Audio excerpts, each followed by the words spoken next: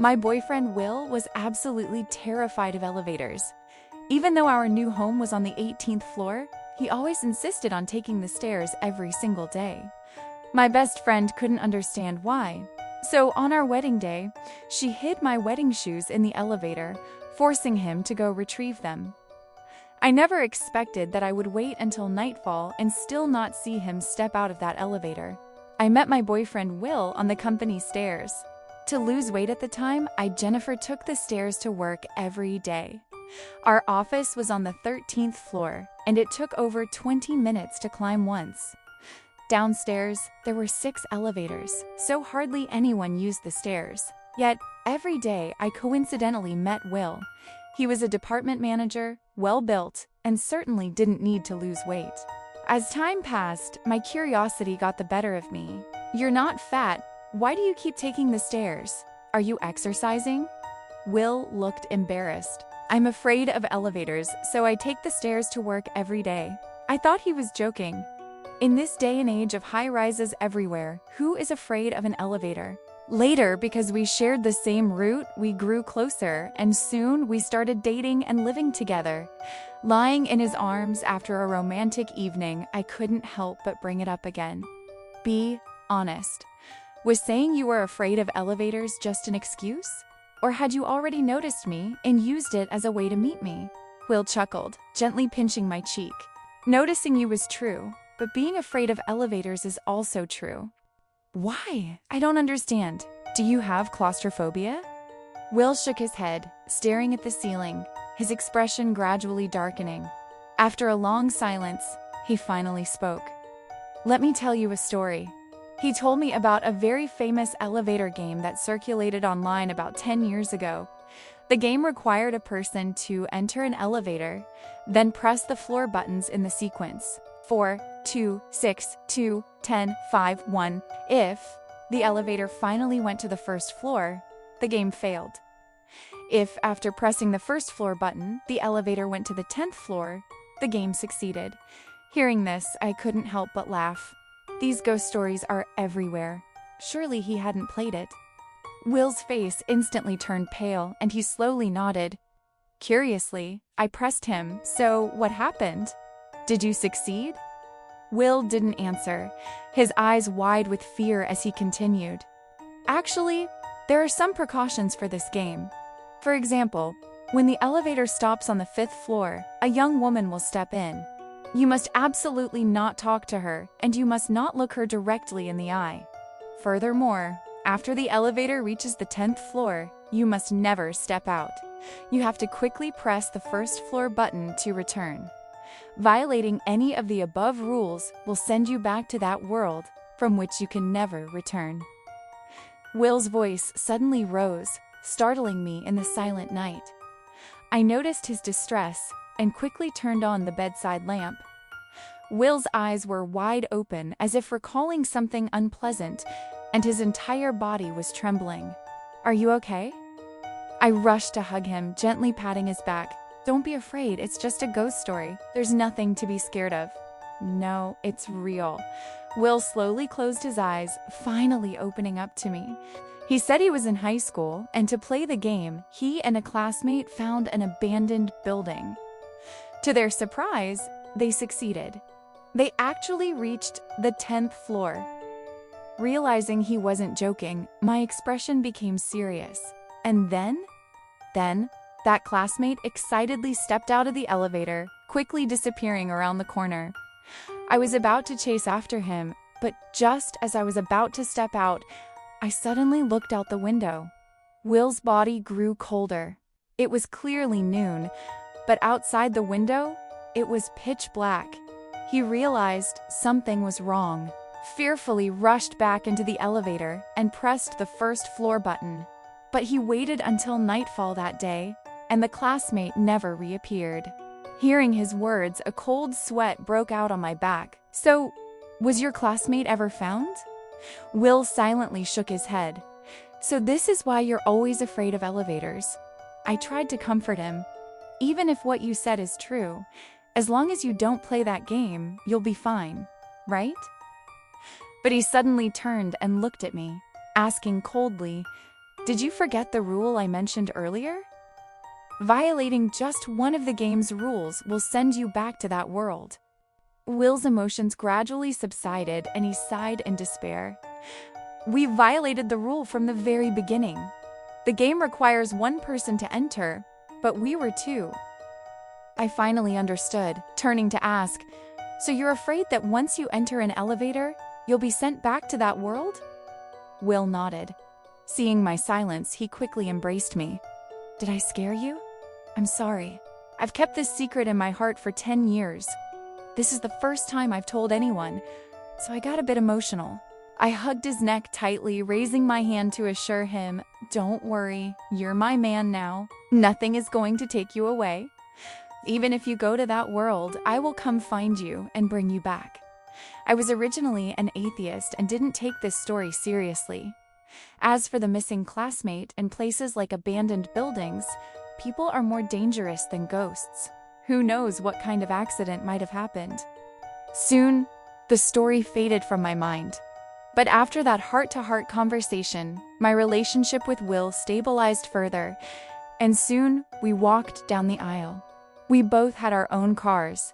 He also had a vacant apartment that we decided to use as our matrimonial home.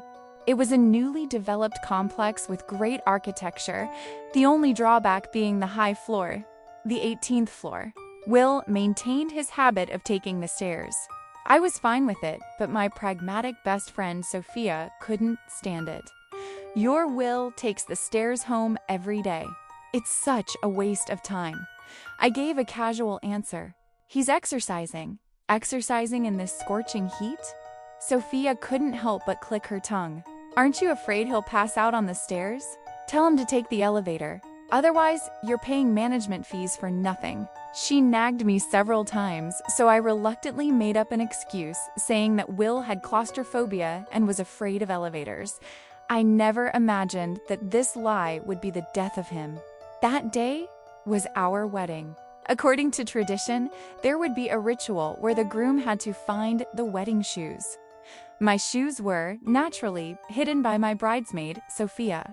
But I never expected her to deliberately hide the shoes in the elevator that Will feared, declaring that love would conquer fear and that this was a chance to test him. A crowd of relatives and friends surrounded the elevator door that day. It was also the middle of the day. Will gritted his teeth and unexpectedly bravely stepped in. The wedding shoes were tied to the elevator ceiling. He was tall, so he could reach them just by standing on his toes. But in that instant, the elevator doors slammed shut. Minutes ticked by, and people gradually realized something was wrong. They rushed inside to notify me. After the elevator doors closed, they waited for a long time and went up and down the floors searching. Yet, Will simply vanished. Because the condominium was new, the management services were incomplete, and there were no cameras installed in the building. We could only search floor by floor. Sophia recounted that she saw Will step in. A few seconds later, the elevator doors automatically closed and went up to the 5th floor. She thought someone downstairs had pressed the button, but unexpectedly, the elevator went up to the 5th floor. Then continued to the 10th floor and stopped completely. Realizing it was almost time for the ceremony, everyone pressed the call button to bring the elevator down. To their surprise, the wedding shoes were still in the corner, but Will was nowhere to be seen. That day, our entire family searched every floor but found no trace of Will. Finally, my mother called the police. The police found a private car parked opposite the building. From its camera footage, they confirmed that Will never left the ground floor throughout the entire ordeal. So where did he go? My mind was in chaos. I involuntarily recalled the other world he had spoken of. The entire event was canceled. Sophia came to apologize to me, crying with bloodshot eyes and kneeling on the ground. I'm sorry, Jenifer. I truly didn't expect things to turn out this way. I wish I were the one missing. I shook my head, stopping her. Don't say things like that. The urgent thing now is to find out where Will went. With that, I quickly changed out of my wedding dress and stood up to leave. Although I am an atheist, things had come to this point. Some things couldn't be dismissed. Moreover, I had promised Will that no matter which world he went to, I would find him and bring him back. Sophia was stunned into silence when I finished telling her about the elevator game. Isn't that just an urban legend? What does it have to do with Will's disappearance? Seeing me prepare to leave, she quickly followed. I'm coming with you. No, I shook my head. According to the rules, only one person can enter the elevator. Then you go first. I'll wait until you get there and then come up to find you. Sophia's attitude was resolute, her face serious. Whether this game is real or fake, Will's predicament is my responsibility. I have to go with you to find him. I had no choice but to agree. The building already had few residents, and since it was now the middle of the night, the elevator was completely unused. Uncertain whether I'd have a signal there, I told Sophia to stay on the 18th floor to monitor the elevator, ensuring it stopped at the 10th floor without moving before she used it again. Immediately after, I stepped in and pressed the buttons in the sequence Will had told me, one floor at a time. Each time the door opened, outside was a dark, profound corridor. Finally, I pressed the first floor button. The elevator stopped for a few seconds, then began to ascend continuously until the doors opened again, revealing a red light and the large number, 10. The 10th floor had truly arrived. I took a deep breath, pulled out my phone, and checked the time. The ascent took a total of 13 minutes, and there was indeed no signal here. I didn't act rashly.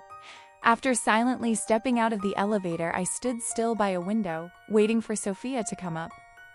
Not long after, the elevator automatically closed and slowly ascended. I used this time to look around. Apart from the red indicator light, it looked no different from other floors. The 2 rows of brand new apartment doors clearly showed no one was living there yet. I looked over to the adjacent window. Earlier, when we arrived here in the afternoon, we could clearly see the streetlights below and the 24-hour convenience store from this spot. Now, it was pitch black outside. Even the moon was invisible. Goosebumps spread over my body. A strange feeling radiated from within. Could this really be another world? Before I could think further, I heard the faint sound of a doorbell behind me. Next, the elevator doors opened, and Sophia's terrified eyes appeared before me. What's going on? I didn't press the first floor button. How did I end up here? I looked at my phone and realized her ascent time was 3 minutes faster than mine, but I didn't think much of it then. I turned on my flashlight, ready to go with Sophia to the other end of the corridor to look for Will. Sophia clung tightly to my arm the whole way. We walked down the long corridor for about 10 minutes. During that time, I observed every door and noticed that only the main door of apartment 104 had its plastic wrap torn off. Someone must have been inside. I tried knocking, but the sound echoed for a long time with no movement inside. Just as I was about to leave, I heard Sophia scream behind me. Look at the floor! Following her pointed direction, I looked down. Right by the door, a pool of blood had appeared. In the center of the bloodstain was the shape of a footprint. Sophia was completely terrified now, trembling all over, repeatedly urging me to quickly go downstairs. I squatted down to feel the blood. It had been dry and hard for a long time. I placed my foot next to it for comparison and found the footprint was smaller than mine. Looking at the sole's shape, it seemed to be a thick, old summer sandal. This place is too weird. Let's get out of here quickly, Sophia constantly urged, trying to pull me back the way we came. But in the next second, I suddenly heard a series of strange sounds echoing from the corner of the corridor. What's that sound? Will, is that you? I shouted, quickly heading towards the end of the hall. But as soon as I turned the corner, the sight before me froze me in place. In the dark stairwell, a faint red light shone. Will stood facing the wall, his whole body tense, muttering something incessantly. Will! I rushed forward to pull him, but he seemed agitated, his face pale and distorted. He violently pushed my hand away and screamed, Don't come closer! Don't follow me anymore. I just got out. Don't cling to me. I was pushed to the ground. Sophia quickly ran to help me up. My flashlight swept across the floor and both of us held our breath. Less than half a meter from Will, there was another pair of bloody footprints. Could this be the person he said was always watching him? I couldn't delay. I quickly got up and said to Sophia, "Let's go. We'll each take an arm and get him downstairs first." We dragged Will back. Although his expression was still strange, thankfully, he stopped struggling. Entering the elevator, Sophia quickly pressed the 18th floor. "No, stop!" I quickly canceled it. Fortunately, the elevator hadn't started moving. To return, we had to repeat the previous sequence. We couldn't miss a step. I repeated the precautions Will had told me, then pressed the floors in the correct order. Sophia's face was pale as she apologized, but seeing Will return, both of us breathed a sigh of relief. The elevator ascended to the 5th floor.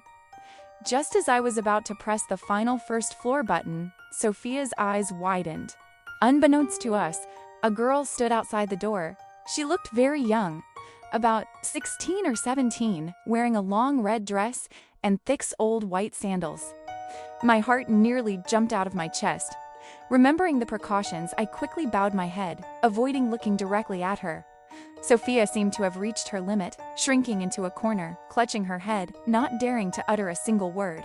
She stood outside the door and slowly stepped into the elevator. The elevator doors slowly closed, but I felt something was wrong. The shoes, thick old sandals around size 35, were identical to the bloody footprints on the 10th floor. Could she be the person who was following Will? Realizing the danger, I frantically tried to cover Will's eyes, but it was too late. As he lifted his head, Will's face became stiff and pale, his entire body frozen. Then he began to tremble violently.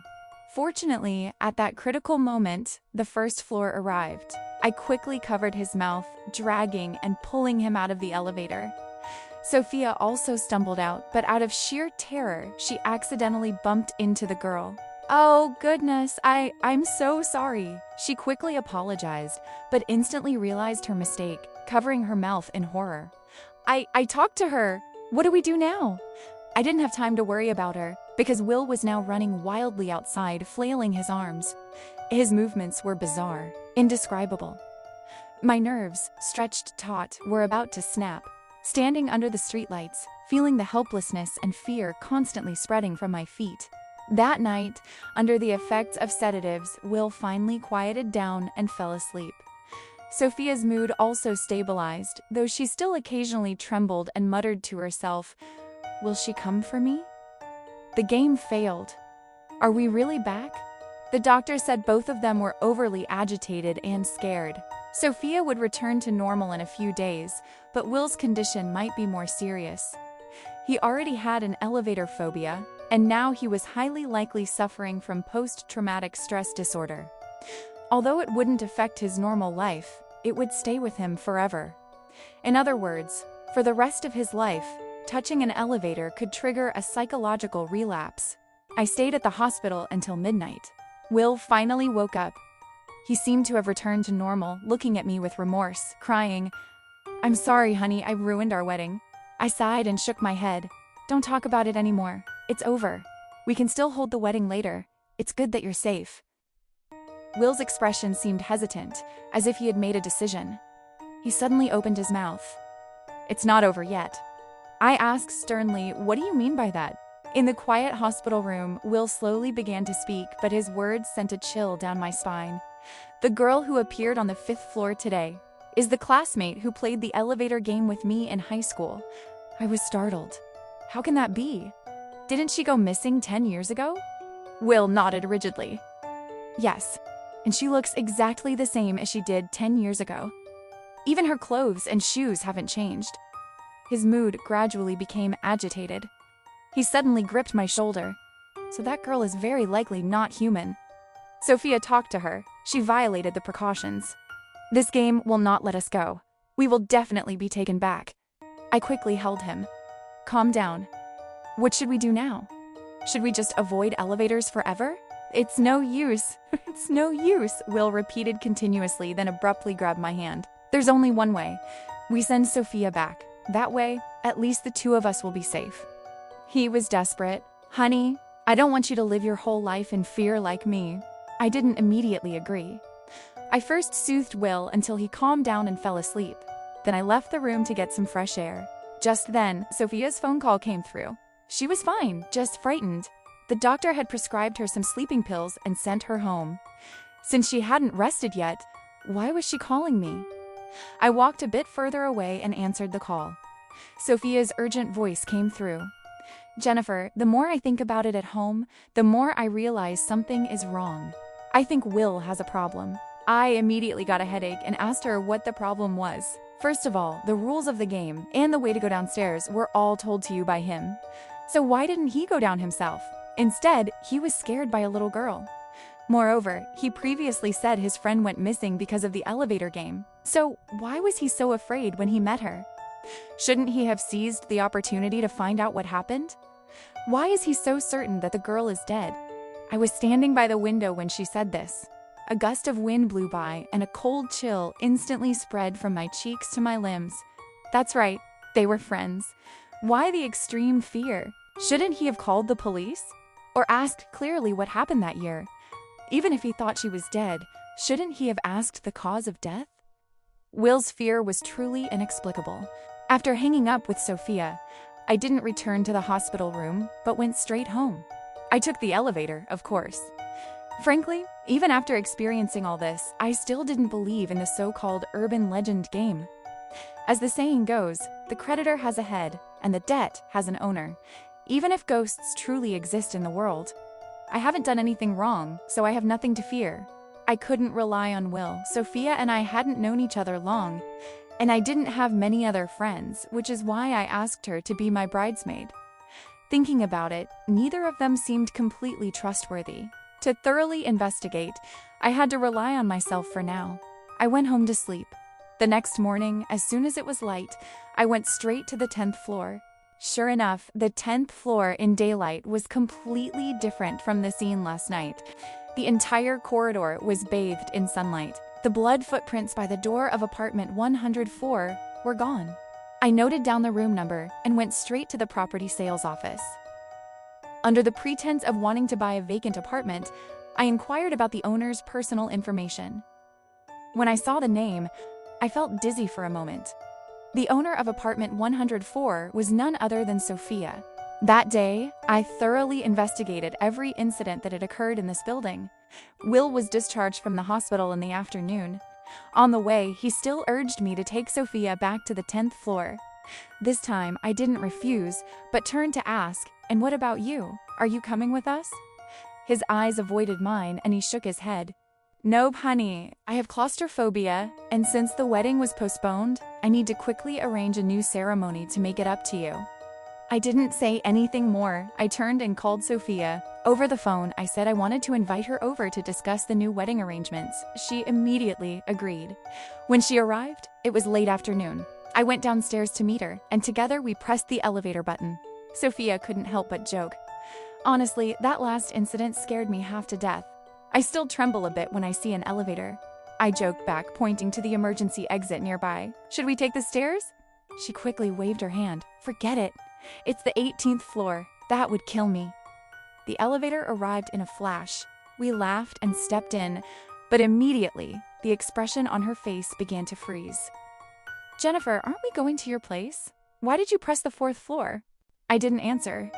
After the elevator stopped, I quickly pressed the 2nd floor. Sophia instantly understood, her eyes widening as she took a step back. "What are you doing?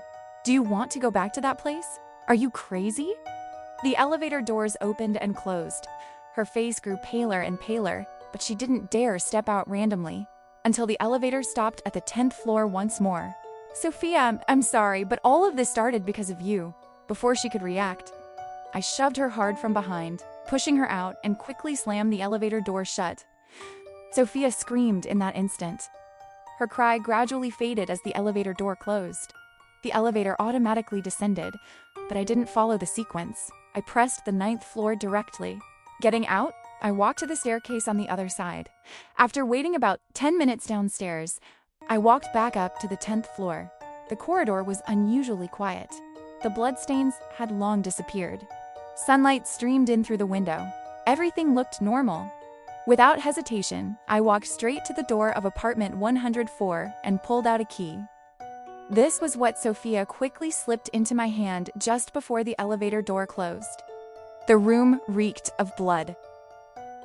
A plastic sheet covered the concrete floor, presumably to prevent something from staining the ground. I walked into the inner room and saw Sophia tightly bound, her mouth taped shut, and the man facing her, holding a stick and a dagger, was the man I knew best, Will. Seeing me, his eyes widened, fixed on the key in my hand, unable to hide his astonishment. Where did you get the key? No, that's not right. Honey, let me explain. It's not what you think. Will immediately pulled Sophia up and said to me, I did this to save you, to stop this game from involving us further. You have to believe me. My head was pounding. I took a step back and waved my hand. Stop pretending. There is no elevator game. Wasn't all of this staged by the two of you? The so-called other world, the rules, and the curse are all lies. How do you know? Who told you? Will's expression gradually twisted. He glared angrily at Sophia. Was it you? I blocked him, unable to suppress a cold laugh. Why would I need anyone to tell me? Couldn't all this be figured out with a simple investigation? I never believed in any mysterious game, and I certainly didn't believe in the so-called other world. Creating a different environment is very simple. Light color can be changed. Making the window completely block light is easy. You just need to stick a layer of protective film on the outside of the window. Since there's a railing, no one would deliberately touch it. All of this, if done skillfully, takes less than 5 minutes. And the only person who could have done all this was Sophia, who was always by my side. That day, my first trip upstairs took a total of 13 minutes. In that time, Sophia had ample opportunity to go to the 10th floor and set everything up beforehand. However, her physical fitness wasn't great. Although going down was easy, her speed going up was very slow. So, before I arrived, after quickly sealing the windows, she didn't have the energy to return to the 18th floor. She could only hide on a nearby floor first and then press the elevator button. That's why she came down 3 minutes earlier than me. And the so-called disappearance of Will couldn't be separated from her either. I had asked the relatives standing guard at the door that day. When Will went in to find the wedding shoes, Sophia wasn't in the crowd. It wasn't until everyone realized Will was missing that she rushed upstairs. I hadn't noticed this small detail until I saw the name of the owner of apartment 104. That's when I gradually connected the two incidents. If Sophia had applied a sedative to the wedding shoes, Will's consciousness would have become hazy after touching them. As for the elevator going down automatically, that's too simple. Someone on the 10th floor just needed to press the call button. So the situation that day was likely this. Sophia saw Will enter the elevator, then quickly went down to the 10th floor, pressed the elevator button to go down, and then locked the unconscious Will into apartment 104, creating a false scene of a disappearance. But if that was the case, Will should have woken up in apartment 104. Why didn't he tell the truth? It wasn't until I investigated Sophia's background and discovered a crucial clue that I was finally able to connect everything. Sophia has a younger sister named Chloe. After their parents divorced, the two sisters lived in different places and rarely saw each other. However, Chloe mysteriously disappeared 10 years ago and has been missing ever since. Coincidentally, the high school she attended was the exact same one Will attended. I used every means possible to find a photo of Chloe. Sure enough, she looked identical to the girl I saw on the 5th floor that day. In other words, Chloe was the girl who went with Will to the abandoned building to play the game all those years ago. And that abandoned building was renovated and rebuilt half a year later. After 10 years, it had transformed into a new residential area, the building we currently live in. Now, everything became clear. Sophia was investigating her sister's disappearance 10 years ago, so she set her sights on Will. Through me, she gradually approached him and finally seized the opportunity to tie him up on the 10th floor. But if that was the case, why did she come with me to find Will?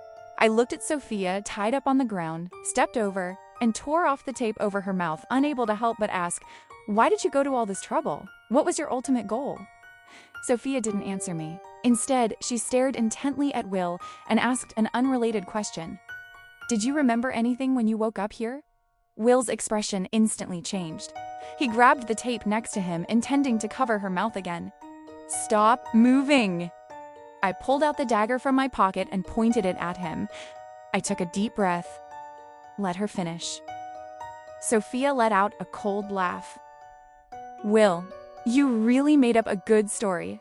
A thrill-seeking classmate. Why didn't you dare tell her Chloe's true identity?" I vaguely guessed something, and a sense of unease instantly rose up. Sophia glared at Will, questioning him loudly. "Didn't you always say that Chloe was your first love? The person you liked the most? That the two of you would go to college together and get married after graduation?" Will's face suddenly changed color. How do you know?" Sophia smiled. "Because I'm her older sister. She told me everything that happened between you two a long time ago. I also know that after high school graduation, you repeatedly tried to take things further with her, wanting to take her to rent a room. When she refused, you subjected her to all sorts of cold violence, even threatening to break up with her." "Enough!" Will suddenly screamed, kicking Sophia directly in the stomach. I quickly rushed forward, raising the knife to shield her, facing Will. "Let her finish." Sophia coughed up a mouthful of blood, crawled up, and continued. "That day, she was suddenly very happy and told me that you had taken the initiative to invite her out and wanted to go explore the abandoned building. I felt something was wrong then. Sure enough, from that day on, she disappeared without a trace and has been missing ever since.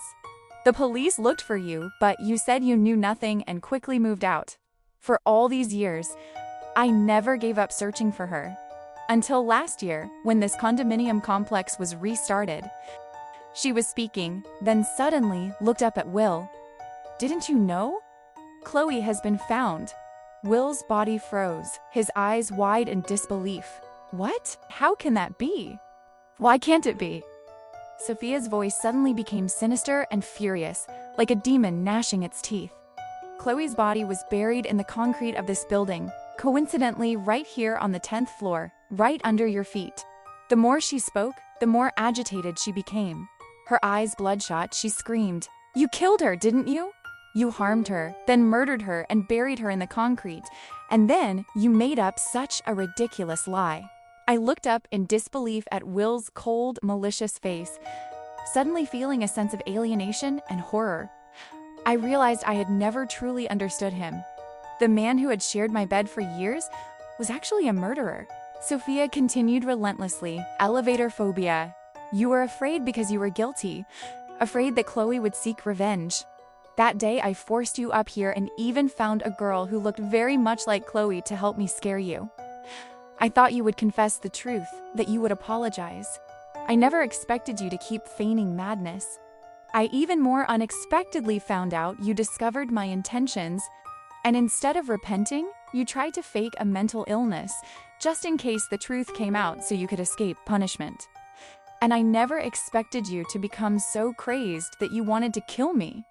You came here yourself?" Will suddenly exploded in rage, his voice soaring. "It's been 10 years.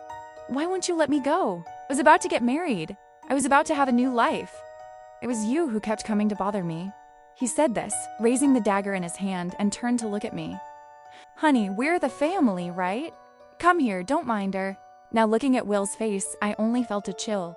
"No, don't come near me. We're not family anymore. I won't be with a person like you." I quickly cut the ropes binding Sophia's hands and pulled her to run out. Unexpectedly, Will suddenly chased after us, grabbing my hair and pulling hard, shoving me into Sophia. I stumbled, falling onto her. We both crashed to the ground.